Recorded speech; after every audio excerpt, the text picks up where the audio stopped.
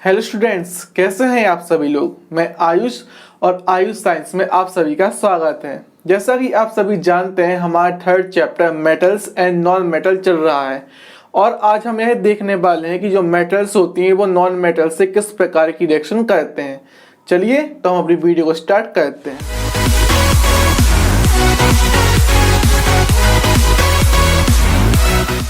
जब हम मेटल्स की रिएक्शन नॉन मेटल से करवाते हैं, यानी कि जब मेटल्स और नॉन मेटल्स आपस में रिएक्शन करते हैं, तब इलेक्ट्रॉन का ट्रांसफर मेटल से नॉन मेटल की ओर होता है और आयनिक कंपाउंड का फॉर्मेशन होता है। यानी कि अगर हम सीधे सीधे शब्दों में कहें तो जब मेटल और नॉन मेटल आपस में रिएक्शन करते हैं तब आयनिक कंपाउंड का फॉर्मेशन होता है।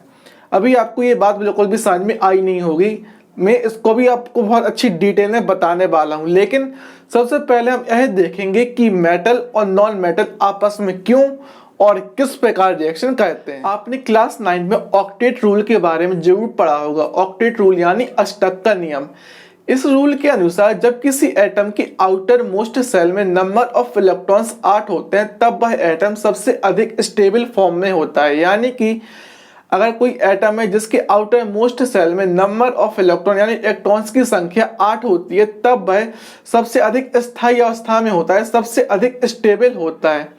यदि किसी एटम की आउटर मोस्ट सेल में नंबर ऑफ इलेक्ट्रॉन्स 8 से कम होते हैं, तब वह एटम इलेक्ट्रॉन्स को लूज करके या इलेक्ट्रॉन्स को गेन करके अपने ऑक्टेट को कंप्लीट कर लेता है। यही कारण है कि कोई भी एलिमेंट रिएक्शन करते हैं, यानी कि कोई भी एलिमेंट अगर रिएक्शन कर रहा है तो इसके पीछे का रीजन यही है कि भाई अपने ऑक्टेट को कंप्लीट करना चाहता है, जिससे कि वो अपनी स्टेबल फॉर्म में आ जाए। अगर हम मेटल्स की बात करें तो यह जो मेटल्स होती हैं वो अपने ऑक्टेट को कंप्लीट करने के लिए इलेक्ट्रॉन्स को लूज कर देती हैं, यानी कि अपने आउटर मोस्ट सेल से जो मेटल्स होती हैं इलेक्ट्रॉन्स को निकाल देती हैं, जिसके कारण उनका जो ऑक्टेट होता है वो कंप्लीट हो जाता है। और आप यह जानती हैं कि ऑक्टेट वो क्यों कंप्लीट करते हैं, ताकि वो स्टेबल फॉर्म में आ जाए।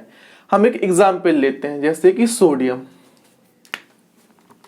हमने लिया सोडियम। आप सभी लोग यह तो जानते हैं कि जो सोडियम होता है उसका एटॉमिक नंबर होता है 11। तो हमने लिख लिया एटॉमिक नंबर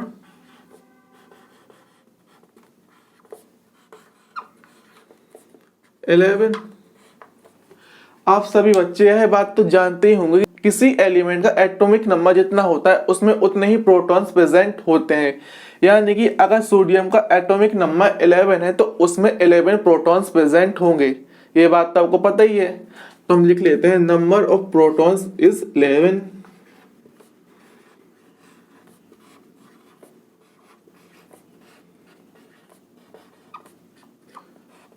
सोडियम का एटॉमिक नंबर 11 है, उसमें 11 प्रोटॉन्स भी प्रेजेंट है। आप सभी बच्चे हैं बात तो जानते ही होंगे कि जो एटम्स होते हैं वो इलेक्ट्रिकली न्यूट्रल होते हैं, यानी उनके ऊपर कोई चार्ज नहीं होता। ऐसा इसलिए होता है कि किसी भी एटम में जितने प्रोटॉन्स प्रेजेंट होते हैं उतने ही इलेक्ट्रॉन्स प्रेजेंट होते हैं। यानी कि अगर सोडियम में प्रोटॉन्स की संख्या 11 है तो उसमें 11 इलेक्ट्रॉन्स भी प्रेजेंट होंगे, क्योंकि इलेक्ट्रॉन्स और प्रोटॉन किसी भी एटम में समान संख्या में पाए जाते हैं। तो हम लिख लेते हैं नंबर ऑफ इलेक्ट्रॉन्स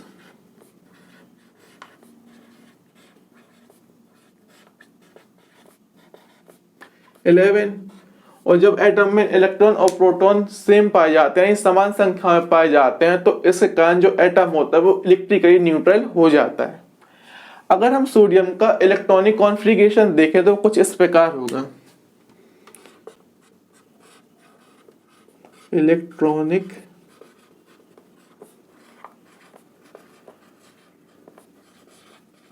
कॉन्फ़िगरेशन तो वो होगा 2 8 1। जो 2 इलेक्ट्रॉन्स है वो S के सेल में जाएंगे, जो 8 इलेक्ट्रॉन्स है वो L में जाएंगे, और जो 1 इलेक्ट्रॉन है वो M में जाएगा। अब ये आपको समझ में नहीं आया होगा, मैं आपको एक अच्छे एग्जाम्पल समझाता हूँ। ये है सोडियम, इसका ये फर्स्ट ऑर्बिटल है कौन सा, K। और आप ये जानते हैं कि जो K ऑर्बिटल यानी K सेल होता है उसमें मैक्सिमम 2 इलेक्ट्रॉन्स आते हैं। तो हमने इसमें 2 इलेक्ट्रॉन्स भर दिए, क्योंकि सोडियम में कितने इलेक्ट्रॉन प्रेजेंट है 11। अब जो दूसरा सेल है वो है L सेल। ये दूसरा सेल है एल सेल, इसमें मैक्सिमम 8 इलेक्ट्रॉन्स आ सकते हैं, तो हमने इसमें 8 इलेक्ट्रॉन्स भर दिए। अब टोटल कितने इलेक्ट्रॉन्स हो गए 10, बचा 1 इलेक्ट्रॉन, तो उसको भर दिया हमने किसमें, एम सेल में, 1 इलेक्ट्रॉन आ गया। आप देखेंगे कि जो सोडियम का आउटर मोस्ट सेल यानी एम सेल है उसमें नंबर ऑफ इलेक्ट्रॉन 1 है, यानी कि अगर सोडियम को अपना ऑक्टेट कंप्लीट करना है तो उसे अपना 1 इलेक्ट्रॉन को बाहर निकालना पड़ेगा। वो इलेक्ट्रॉन बाहर क्यों निकाल रहा है, इसलिए निकाल रहा है ताकि उसका जो ऑक्टेट है वो कंप्लीट हो जाए, क्योंकि जो एम के नीचे जो सेल है वो है एल सेल और एल में ऑलरेडी 8 इलेक्ट्रॉन्स भरे हुए, यानी वो कंप्लीट है पूरा। अगर हम 1 इलेक्ट्रॉन को निकाल देते हैं तो जो सोडियम है उसका ऑक्टेट आसानी से कंप्लीट हो जाएगा, पूरा भर जाएगा। तो सोडियम करता क्या है, यही है सोडियम, इसका इलेक्ट्रॉनिक कॉन्फ़िगरेशन है 281। तो इसने क्या किया, अपना 1 इलेक्ट्रॉन निकाल दिया और बना लिया सोडियम कैटायन। सोडियम कैटायन का जो इलेक्ट्रॉनिक कॉन्फ़िगरेशन होता है वो होता है 28। इससे हम बोलते हैं सोडियम कैटायन, क्योंकि एटम पे जब पॉजिटिव चार्ज होता है तो उसे हम क्या बोलते हैं, कैटायन। सोडियम पे पॉजिटिव चार्ज आया क्यों, तो आपको यह तो पता ही है कि जो सोडियम होता है उसमें इलेक्ट्रॉन्स कितने होते हैं 11, और प्रोटॉन्स भी कितने हैं 11 है। लेकिन जब सोडियम को अपना ऑक्टेट कंप्लीट करना था तो उसने क्या किया था, अपने आउटर मोस्ट सेल यानी एम सेल से 1 इलेक्ट्रॉन को निकाल दिया था। जब उसने 1 इलेक्ट्रॉन को निकाल दिया तो क्या हुआ, 11 इलेक्ट्रॉन थे, बचे कितने 10 इलेक्ट्रॉन्स, 10 इलेक्ट्रॉन्स बचे। लेकिन जो प्रोटॉन है वो तो 11 ही है, क्योंकि प्रोटॉन्स तो हमने उनको नहीं निकाला, प्रोटॉन तो उसके सेंटर में ही प्रेजेंट है, लेकिन हमने 1 इलेक्ट्रॉन को निकाल दिया ताकि उसका ऑक्टेट कंप्लीट हो जाए। तो प्रोटॉन कितने हैं 11 और इलेक्ट्रॉन कितने हो गए 10। तो जो पॉजिटिव चार्ज है वो 1 यूनिट ज्यादा है नेगेटिव चार्ज से, इसके कारण जो सोडियम है उसके ऊपर पॉजिटिव चार्ज आ गया है। इसी प्रकार अगर हम नॉन मेटल्स की बात करें तो है जो नॉन मेटल्स होती हैं वो अपने ऑक्टेट को कंप्लीट करने के लिए इलेक्ट्रॉन्स को गेन करती हैं, यानी इलेक्ट्रॉन को ग्रहण कर लेती हैं, ताकि उनका जो आउटर मोस्ट सेल है उसका जो ऑक्टेट है वो कंप्लीट हो जाए। मैं आपको एग्जांपल बताता हूं, जैसे कि क्लोरीन। क्लोरीन को तो आप जानते ही होंगे, इसका जो एटॉमिक नंबर है वो होता है 17। तो एटॉमिक नंबर लिख लेते हैं हम, एटॉमिक नंबर है इसका 17। और आप यह जानते हैं कि किसी भी एलिमेंट का एटॉमिक नंबर जितना होता है उसमें उतने ही प्रोटॉन्स प्रेजेंट होते हैं। तो इसका मतलब है कि इसमें कितने प्रोटॉन्स प्रेजेंट होंगे 17 नंबर ऑफ प्रोटॉन, वो 17 होंगे। और आप यह भी जानते हैं कि किसी भी एलिमेंट में जितने प्रोटॉन्स प्रेजेंट होते हैं उसमें उतने ही इलेक्ट्रॉन्स प्रेजेंट होते हैं, ताकि जो एटम वो क्या हो जाए, इलेक्ट्रिकली न्यूट्रल हो जाए। तो इसमें इलेक्ट्रॉन्स कितने होंगे, वो भी 17 होंगे नंबर ऑफ इलेक्ट्रॉन। सिंपली आप ऐसे याद कर सकते हैं कि जितना एटॉमिक नंबर होगा उतने ही प्रोटॉन्स होंगे, उतने ही इलेक्ट्रॉन्स होंगे। तो इसका इलेक्ट्रॉन कितने हैं 17 है। अगर हम इसके इलेक्ट्रॉनिक कॉन्फ़िगरेशन को देखें तो वो कुछ इस प्रकार होगा,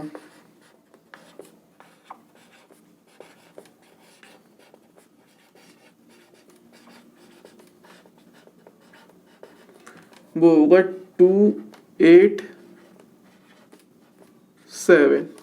इसका हम स्ट्रक्चर बना के बताते हैं आपको कि यह है क्लोरीन, फर्स्ट ऑर्बिटल क्या है के सेल, इसमें 2 इलेक्ट्रॉन्स आ सकते हैं मैक्सिमम, तो हमें 2 इलेक्ट्रॉन्स भर दिए।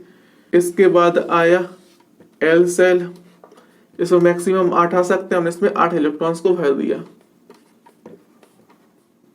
अभी बचे हैं 7 इलेक्ट्रॉन्स, 10 इलेक्ट्रॉन हो गए, 7 और बचे हैं, तो उसको हमने भर दिया एम सेल में 7 इलेक्ट्रॉन्स को, 3 4 5 6 7। यानी कि जो इसका आउटर मोस्ट सेल यानी एम सेल है उसमें 7 इलेक्ट्रॉन प्रेजेंट है। अगर इसको 1 इलेक्ट्रॉन मिल जाए क्लोरीन को तो ये अपना ऑक्टेट कंप्लीट कर लेगा और ये स्टेबल फॉर्म में आ जाएगा। तो क्लोरीन क्या करेगा, 1 इलेक्ट्रॉन कहीं से भी गेन कर लेगा और अपने ऑक्टेट को कंप्लीट कर लेगा। तो जो क्लोरीन था उसका इलेक्ट्रॉनिक कॉन्फ़िगरेशन कितना था 287। इसने 1 इलेक्ट्रॉन ले लिया कहीं से भी, तो अब क्या होगा, बन जाएगा क्लोराइड आयन, जिसका इलेक्ट्रॉनिक कॉन्फ़िगरेशन होगा 288, यानी कि इसका जो ऑक्टेट है वो कंप्लीट हो गया। अब क्लोरीन के ऊपर नेगेटिव चार्ज क्यों आया, तो आपको यह तो पता है कि किसी भी एलिमेंट में इलेक्ट्रॉन्स और प्रोटॉन्स कितने होते हैं, बराबर होते हैं। तो क्लोरीन में भी थे, लेकिन क्लोरीन ने अपना ऑक्टेट को कंप्लीट करने के लिए क्या किया, एक एक्स्ट्रा इलेक्ट्रॉन को गेन कर लिया। तो इलेक्ट्रॉन्स कितने हो गए, अब हो गए 18, और प्रोटॉन्स कितने हैं, वो तो 17 है, क्योंकि उन्होंने प्रोटॉन्स को तो ना गेन किया और ना ही निकाला है। तो प्रोटॉन्स तो 17 ही है, लेकिन जो इलेक्ट्रॉन्स है वो कितने हो गए, 18। इलेक्ट्रॉन्स पे कैसा चार्ज होता है, नेगेटिव। प्रोटॉन्स पे कैसा होता है, पॉजिटिव। तो पॉजिटिव कम है, नेगेटिव ज्यादा है, तो इसके ऊपर कैसा चार्ज आ गया, नेगेटिव चार्ज आ गया।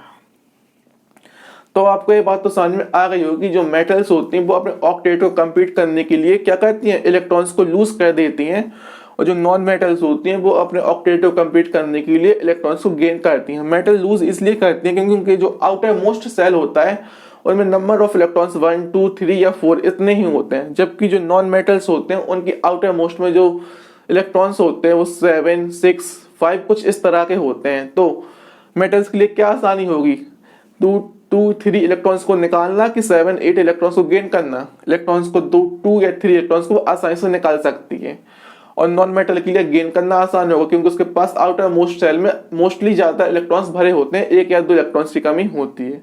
तो नॉन मेटल्स होती हैं वो इलेक्ट्रॉन्स को गेन करती हैं, और जो मेटल्स होती हैं वो इलेक्ट्रॉन्स को लूज कर देती हैं ताकि उनका ऑक्टेट कंप्लीट हो जाए।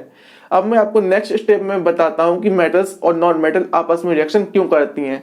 ये चीज मैंने आपको इसलिए बताई ताकि आप जब मैं वहां पे आपको बताऊंगा तो आप वहां पे ये चीज को कनेक्ट कर पाए। हम अब सोडियम और क्लोरीन की आपस में रिएक्शन करवाएं तब होगा क्या। सोडियम क्या है, एक मेटल, और क्लोरीन क्या है, एक नॉन मेटल। तो हम देखते हैं।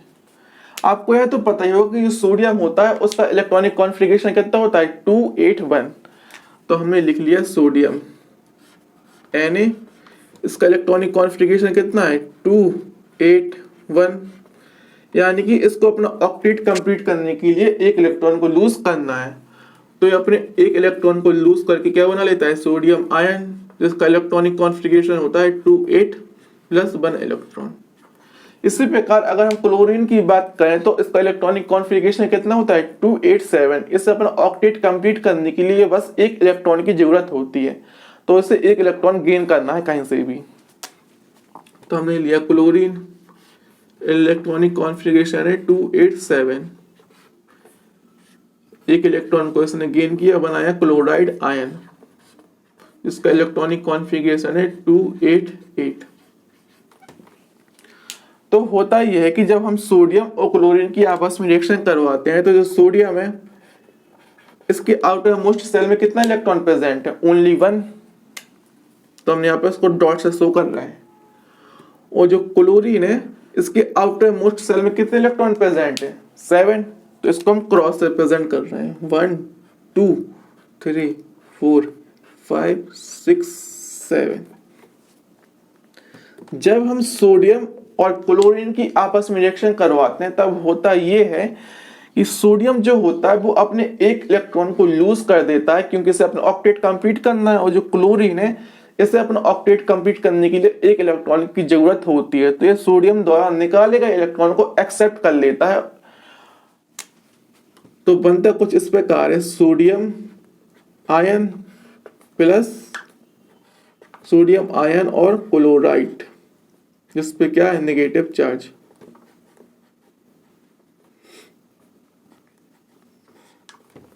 तो यानी कि एक इलेक्ट्रॉन का ट्रांसफर हुआ।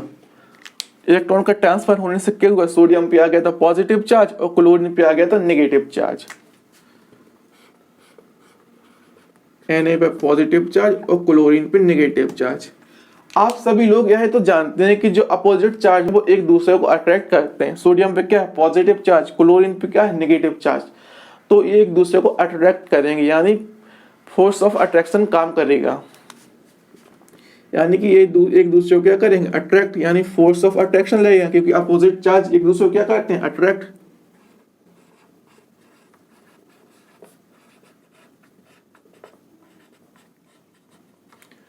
आपको एक इंपॉर्टेंट बात और बतानी कि जब दो चार्जेस के बीच में कोई फोर्स काम करता है तो उसको हम बोलते हैं इलेक्ट्रोस्टैटिक फोर्स। अब वो दो चार्ज चाहे सेम हो, चाहे अपोजिट हो, चाहे कुछ भी हो, उनके ऊपर जो फोर्स काम करता है उसको हम बोलते हैं इलेक्ट्रोस्टैटिक फोर्स। यानी कि हम दो चार्ज ले लें, पॉजिटिव नेगेटिव, या पॉजिटिव पॉजिटिव, या नेगेटिव नेगेटिव, हमें इससे फर्क नहीं पड़ रहा कि दो चार्ज आपस में एक दूसरे को अट्रैक्ट कर रहे हैं या उसको रिपल्स कर रहे हैं। हमें ये मतलब है कि वो एक दूसरे के ऊपर एक फोर्स लगा रहे हैं, चाहे वो चार्ज कैसे भी हो आपस में। तो उसको हम क्या कहते हैं, इलेक्ट्रोस्टैटिक फोर्स।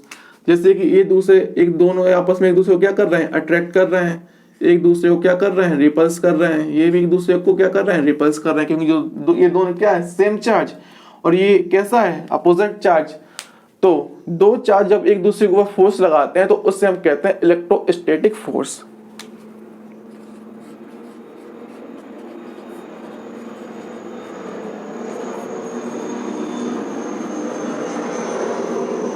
आप यह देखिए, जो सोडियम है इसके ऊपर कैसा चार्ज है, पॉजिटिव।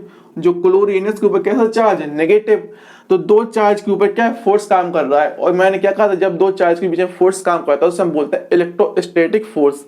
और क्योंकि इन दोनों के बीच में अट्रैक्शन हो रहा है, इसलिए हम कह सकते हैं कि सोडियम और क्लोराइड आयन के बीच में कैसा चार्ज लग रहा है, electrostatic force of attraction. Electrostatic. तो अब आपको समझ में आ गया होगा कि मैं इलेक्ट्रोस्टैटिक फोर्स ऑफ अट्रैक्शन क्यों कहा। पहली बात तो अट्रैक्शन इसलिए कहा क्योंकि अपोजिट चार्ज एक दूसरे को अट्रैक्ट करते हैं, और दूसरी बात यह थी कि जब दो चार्जेस के बीच में कोई भी फोर्स काम कर रहा होता है तो उससे हम बोलते हैं इलेक्ट्रोस्टैटिक फोर्स।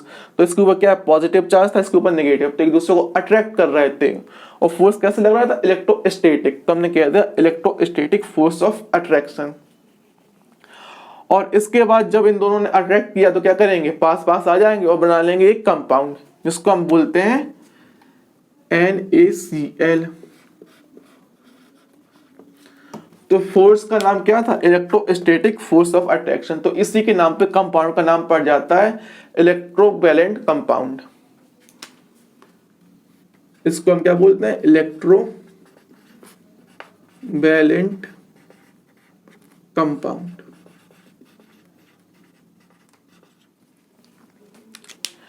एक बात आपको और बतानी है कि जो इलेक्ट्रोस्टैटिक फोर्स ऑफ अट्रैक्शन होता है, जनरली जो फोर्स ऑफ अट्रैक्शन होता है उससे हम केमिस्ट्री में बॉन्ड नाम देते हैं। यानी कि दो मॉलिक्यूल्स, दो एटम्स, दो आयंस कोई भी हो, उनके बीच में जब फोर्स ऑफ अट्रैक्शन लगता है तो उसके लिए हम बॉन्ड वर्ड का यूज करते हैं। किस वर्ड का यूज करते हैं, बॉन्ड।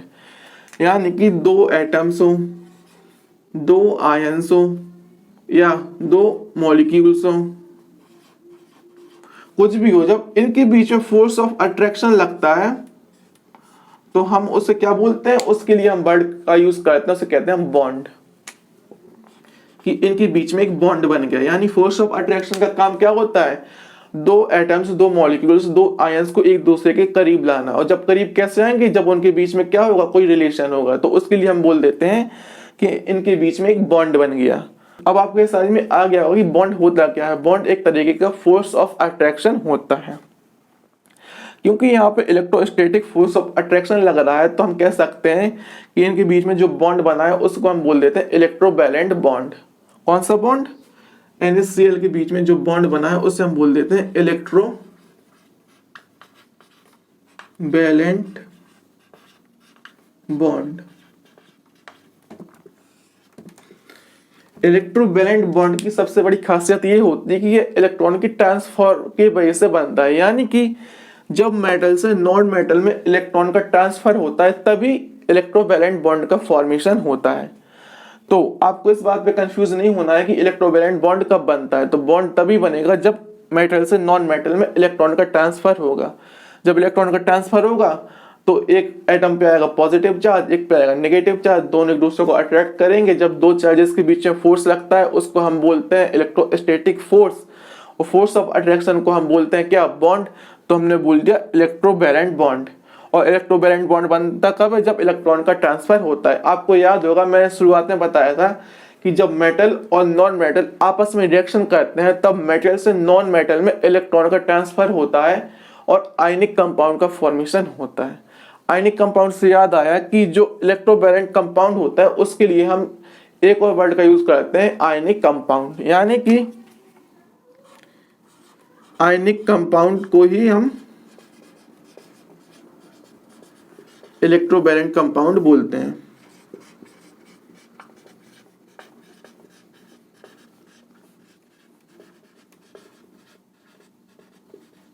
अब जो आयनिक वर्ड है वो इसलिए यूज किया गया क्योंकि जो कंपाउंड था उसका फॉर्मेशन कैसे हो रहा था, आयन से हो रहा था। सोडियम पे कैसा था, पॉजिटिव चार्ज था, और क्लोरीन पे कैसा था, नेगेटिव चार्ज। और जब किसी एटम पे कोई चार्ज होता है तो हम क्या, किस वर्ड का यूज करते हैं, आयन का। तो हुआ यह है कि आयंस की वजह से कंपाउंड का फॉर्मेशन हो रहा था, इसलिए कह दिया कि ये आयनिक कंपाउंड है। और जो इलेक्ट्रोवैलेंट बॉन्ड होता है उसके लिए हम आयनिक बॉन्ड का यूज कर लेते हैं, यानी कि आयनिक कंपाउंड को हम इलेक्ट्रोवैलेंट कंपाउंड कहते हैं, और इलेक्ट्रोवैलेंट कंपाउंड को हम आयनिक कंपाउंड कहते हैं, और इलेक्ट्रोवैलेंट बॉन्ड को हम आयनिक बॉन्ड भी कहते हैं। तो ये इलेक्ट्रोवैलेंट बॉन्ड है, इसी को हम आयोनिक बॉन्ड भी कहते हैं। और आयनिक बॉन्ड या इलेक्ट्रोवैलेंट बॉन्ड का फॉर्मेशन कब होता है, जब मेटल से नॉन मेटल में इलेक्ट्रॉन का ट्रांसफर होता है। तो अब आपको ये बात तो समझ में आ गई होगी इलेक्ट्रोस्टैटिक फोर्स ऑफ अट्रैक्शन क्या है। फोर्स ऑफ अट्रैक्शन एक बॉन्ड है। इलेक्ट्रोस्टैटिक फोर्स ऑफ अट्रैक्शन दो आयंस या दो चार्जेस के बीच में लगने वाला फोर्स होता है। जब मेटल से नॉन मेटल में इलेक्ट्रॉन का ट्रांसफर होता है तभी आयनिक या इलेक्ट्रोवैलेंट बॉन्ड का फॉर्मेशन होता है।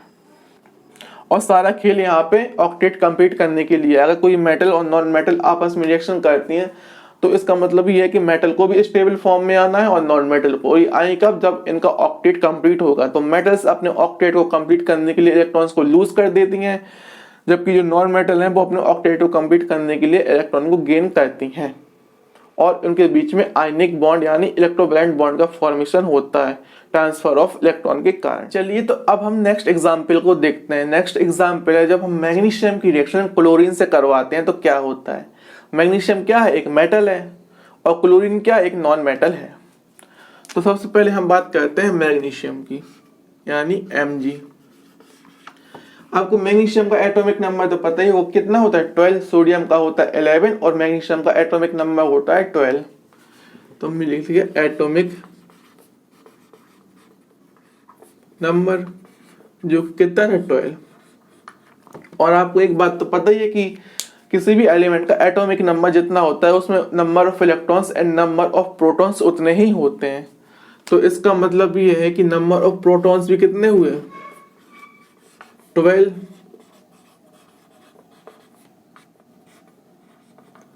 एंड नंबर ऑफ इलेक्ट्रॉन भी कितने हुए, वो भी हुए 12 यानी 12। अगर हम मैग्नीशियम का इलेक्ट्रॉनिक कॉन्फ़िगरेशन देखें तो कुछ इस प्रकार होता है। इलेक्ट्रॉनिक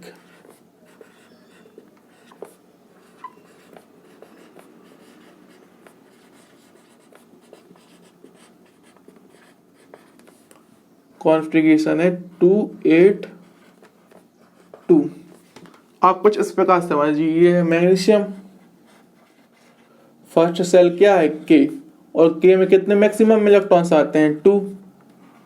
दूसरा है क्या है एल, इसमें मैक्सिमम 8 इलेक्ट्रॉन्स आते हैं।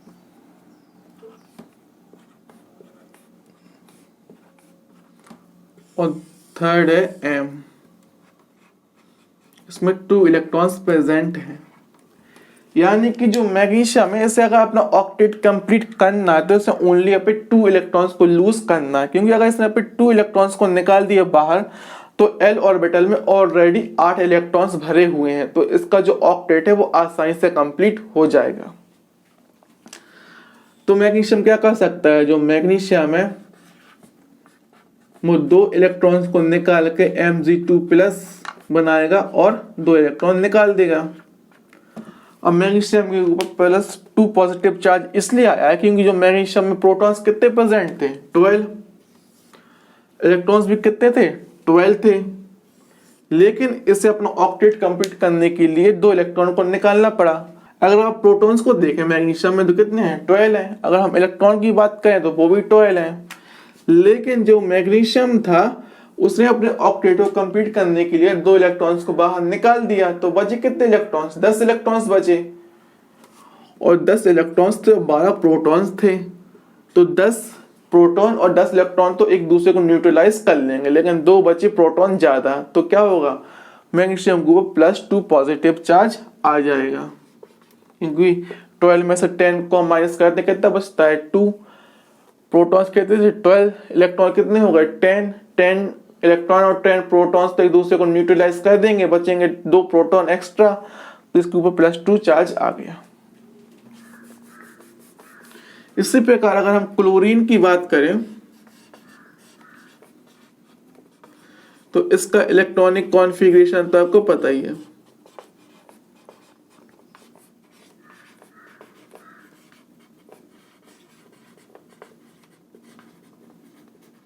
कितना है 287,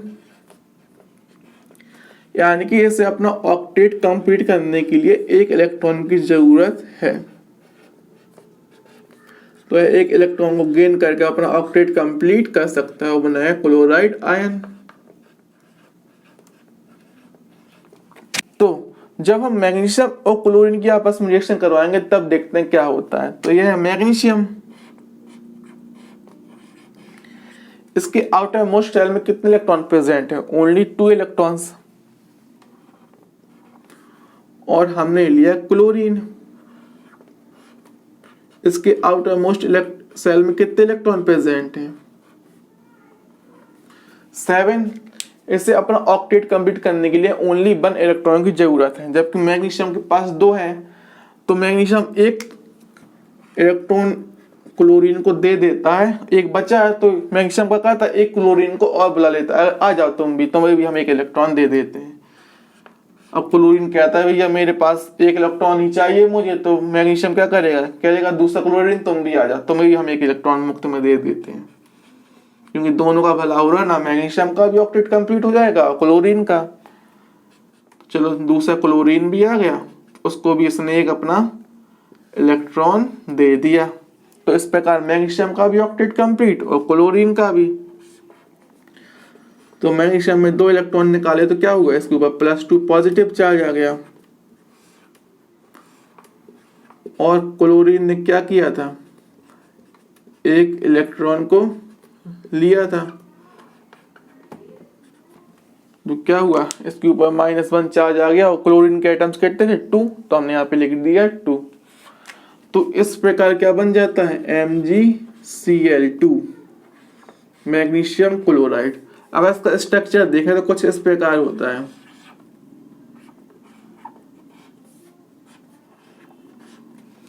मैग्नीशियम क्लोरीन के 2 एटम्स के साथ 2 बॉन्ड बनाता है, और ये 2 बॉन्ड कैसे होते हैं, ionic bond.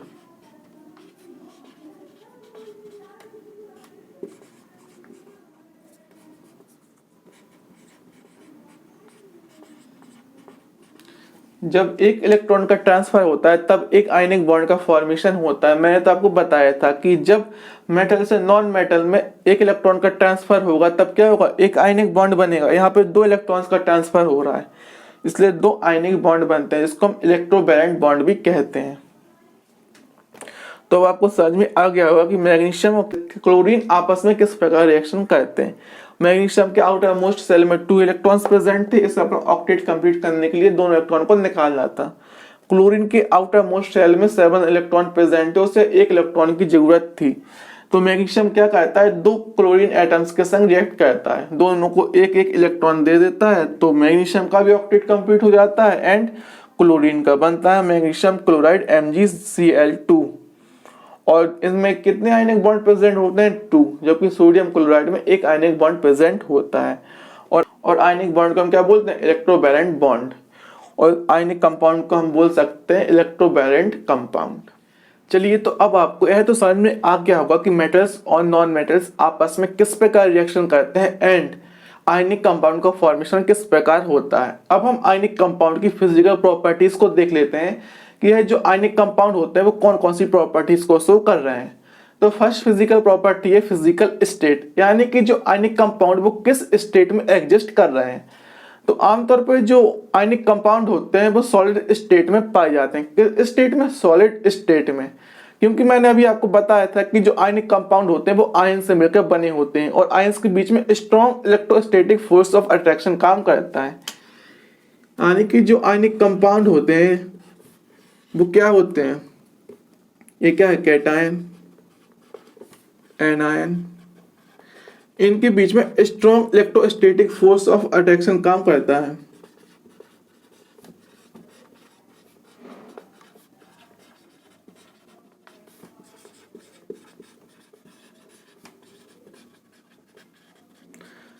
Strong electrostatic force of attraction के कारण होता ही है कि जो एनायन और कैटायन होते हैं वो लोग पास पास आ जाते हैं, वो एक दूसरे से चिपक जाते हैं, जिसके कारण जो आयंस होते हैं वो एक क्लोज स्ट्रक्चर बना लेते हैं। क्लोज स्ट्रक्चर के कारण क्या होता है, जो आयनिक कंपाउंड होते हैं वो एक सॉलिड स्टेट में आ जाते हैं। और आपको पता ही होगा सॉलिड स्टेट में जो एटम्स, मॉलिक्यूल्स या आयंस होते हैं वो एक दूसरे के सबसे अधिक पास पास होते हैं, उनके बीच की जो डिस्टेंस होती है एटम्स की वो सबसे कम होती है। इसी प्रकार आयनिक कंपाउंड में भी होता है, आयंस के बीच की जो दूरी होती है वो बहुत ही कम होती है एंड ये अपने आप मिलकर एक क्लोज स्ट्रक्चर बना लेते हैं। इस कारण जो आयनिक कंपाउंड होते हैं वो सॉलिड स्टेट में एग्जिस्ट करते हैं हमारे नेचर में। चलिए तब हम सेकंड फिजिकल प्रॉपर्टी देखते हैं जो कि है मेल्टिंग एंड बॉइलिंग पॉइंट। आपको मेल्टिंग एंड बॉइलिंग पॉइंट तो पता ही होगा, एक ऐसा टेम्परेचर जिसमें कोई सॉलिड लिक्विड में आ जाए उसे हम बोलते हैं मेल्टिंग पॉइंट, एंड ऐसा टेम्परेचर जिसमें कोई लिक्विड वेपर में कन्वर्ट हो जाता है उसके हम बोलते हैं बॉइलिंग पॉइंट। तो यह जो आयनिक कंपाउंड होते हैं इनका मेल्टिंग एंड बॉइलिंग पॉइंट बहुत ही ज़्यादा हाई होता है। हाई होने का मुख्य रीज़न यही है कि मैंने आपको बताया था कि जो आयंस होते हैं, आयनिक कंपाउंड होते हैं, वो आयंस से मिलकर बने होते हैं और आयंस के बीच में strong electrostatic force of attraction काम करता है। स्ट्रॉन्ग फोर्स ऑफ अट्रैक्शन का मतलब ये है कि जो आयंस होते हैं उनके बीच में जो बॉन्ड होता है वो बहुत ही ज़्यादा स्ट्रॉन्ग होता है और इस बॉन्ड को तोड़ने के लिए बहुत ही अधिक एनर्जी की जरूरत पड़ती है, बहुत ही ज़्यादा एनर्जी देनी पड़ती है। इस कारण इनके जो मेल्टिंग एंड बॉइलिंग पॉइंट होते हैं वो बहुत ही ज़्यादा होते हैं। अब थर्ड फिजिकल प्रॉपर्टी है सॉल्युबिलिटी। यह जो आयनिक कंपाउंड होते हैं पानी में घुलनशील होते हैं, इनकी पानी में घुलनशीलता, सॉल्युबिलिटी बहुत ही अच्छी होती है। फॉर एग्जाम्पल जैसे सोडियम क्लोराइड, इसको हम पानी में डालते हैं तुरंत घुल जाता है। लेकिन यह जो आयनिक कंपाउंड होते हैं पेट्रोल, केरोसिन ऑयल जैसे ऑर्गेनिक सॉल्वेंट में इनसॉल्युबल होते हैं, उनमें घुलनशील नहीं होते हैं। चलिए तब हम नेक्स्ट फिजिकल प्रॉपर्टी को देखते हैं जो कि है इलेक्ट्रिक कंडक्टिविटी, यानी कि जो आयनिक कंपाउंड होते हैं वो इलेक्ट्रिसिटी को कंडक्ट करते हैं या नहीं। तो यह जो आयनिक कंपाउंड होते हैं इनका जो एक्वस सॉल्यूशन होता है वो इलेक्ट्रिसिटी को कंडक्ट करता है। यानी कि एक्वस सॉल्यूशन का मतलब है कि हमने पानी लिया, उसमें कोई आयनिक कंपाउंड लिया, उसे उसमें डिसॉल्व कर लिया, तो उसका जो सॉल्यूशन होगा वो इलेक्ट्रिसिटी को कंडक्ट करेगा। इसके अलावा जो आयनिक कंपाउंड होते हैं ये अपने मोल्टन स्टेट में इलेक्ट्रिसिटी को कंडक्ट करते हैं। मोल्टन स्टेट यानी कि हमने कोई आयनिक कंपाउंड लिया और उसको बिल्कुल मेल्ट कर लिया, उसको मेल्ट करके लिक्विड स्टेट में ले आए, तो अगर हम इलेक्ट्रिसिटी को कंडक्ट करवाएं तो वो उसको कंडक्ट करेगा। लेकिन जो आयनिक कंपाउंड होते हैं वो सॉलिड स्टेट में इलेक्ट्रिसिटी को कंडक्ट नहीं करते हैं। मैं इसका रीजन बताता हूँ। सॉलिड स्टेट में होता ये है कि जो आयनिक कंपाउंड होते हैं उनकी आयंस के बीच में strong electrostatic force of attraction काम करता है, जिसके कारण जो आयंस होते हैं वो एक क्लोज स्ट्रक्चर बना लेते हैं और आयंस का जो मूवमेंट है वो पॉसिबल ही नहीं है। आयंस का मूवमेंट पॉसिबल इसलिए नहीं है क्योंकि इनके बीच में स्ट्रॉन्ग फोर्स कार्य कर रहा है, और जब फोर्स इतना स्ट्रॉन्ग है यानी इनके बीच की बॉन्डिंग बहुत अच्छी है सॉलिड स्टेट में, जिसके कारण ये इलेक्ट्रिसिटी को कंडक्ट नहीं कर पा रहे हैं। और इलेक्ट्रिसिटी कंडक्ट तभी होती है जब फ्री इलेक्ट्रॉन्स हो या फ्री आयंस हो, यानी कि आयंस का मूवमेंट हो या इलेक्ट्रॉन्स का मूवमेंट हो। तो यहाँ पे आयंस तो हैं लेकिन उनका मूवमेंट यानी वो गमन नहीं कर सकते। क्यों नहीं कर सकते? क्योंकि उनके बीच में इलेक्ट्रोस्टैटिक फोर्स ऑफ अट्रैक्शन बहुत ही ज्यादा है। इसके कारण भी आपस में चिपके हुए हैं, वो मूवमेंट कर ही नहीं सकते। लेकिन जब हम आयनिक कंपाउंड को वाटर में सॉल्युबल करते हैं, वाटर में डिसॉल्व करते हैं, तो क्या होता है, आयंस फ्री हो जाते हैं। जैसे कि हमने सोडियम क्लोराइड लिया, इससे हमने वाटर में घोला, तो क्या करेगा, ये Na+ और Cl- आयन देगा। क्योंकि जब भी हम किसी आयनिक कंपाउंड को वाटर में सॉल्युबल करते हैं तो उनके बीच का जो बॉन्ड होता है, आयनिक बॉन्ड होता है, वो वीक हो जाता है, कमजोर हो जाता है, जिसके कारण जो आयंस होते हैं फ्री मूवमेंट कर पाते हैं एक्वस सॉल्यूशन में। तो जब हम NaCl या कोई भी आयनिक कंपाउंड को वाटर में सॉल्युबल करते हैं तो जो एनायन और कैटायन होते हैं उनके बीच का जो आयनिक बॉन्ड होता है वो वीक हो जाता है, जिसके कारण जो आयंस होते हैं वो मूवमेंट करने के लिए फ्री होते हैं। इसलिए जब हम इलेक्ट्रिसिटी को कंडक्ट करवाते हैं तभी अपोजिट चार्ज वाले इलेक्ट्रोड की ओर आसानी से क्या करते हैं, मूवमेंट कर पाते हैं और इलेक्ट्रिसिटी को कंडक्ट करते हैं। इसी प्रकार जो आयनिक कंपाउंड्स होते हैं वो मोल्टन स्टेट में भी इलेक्ट्रिसिटी को कंडक्ट करते हैं। मोल्टन स्टेट का मतलब ये है, जैसे हमने कोई आयनिक कंपाउंड लिया NaCl, इसको हमने इतना गर्म किया, इतना हीट किया इसे कि ये बिल्कुल लिक्विड स्टेट में आ गया। जब ये लिक्विड स्टेट में आया तो इसका मतलब क्या है कि हमने इतनी एनर्जी दी कि एनायन और कैटायन के बीच का जो बॉन्ड है वो क्या हुआ, ब्रेक हो गया। और जब ब्रेक हो गया तो जो आयन से वो मूवमेंट करने के लिए क्या होंगे, फ्री होंगे। तो जब हम इलेक्ट्रिसिटी को पास कराएंगे तो आयन से वो अपोजिट चार्ज वाले इलेक्ट्रोड की ओर आसानी से मूवमेंट कर पाएंगे। तो यही कारण है कि जो आयनिक कंपाउंड होते हैं वो liquid state and molten state में इलेक्ट्रिसिटी को कंडक्ट कर पाते हैं, क्योंकि उसमें जो आयंस होते हैं वो मूवमेंट करने के लिए फ्री होते हैं। लेकिन सॉलिड स्टेट में आयंस होते हैं, उनके बीच में इलेक्ट्रोस्टैटिक फोर्स ऑफ अट्रैक्शन इतना ज़्यादा होता है, यानी कि उनके बीच में बॉन्डिंग इतनी स्ट्रांग होती है कि वो इलेक्ट्रिसिटी को कंडक्ट नहीं कर पाते हैं। चलिए, तो इसी के साथ जो आपका यह चैप्टर है वो भी कंप्लीट हो गया है।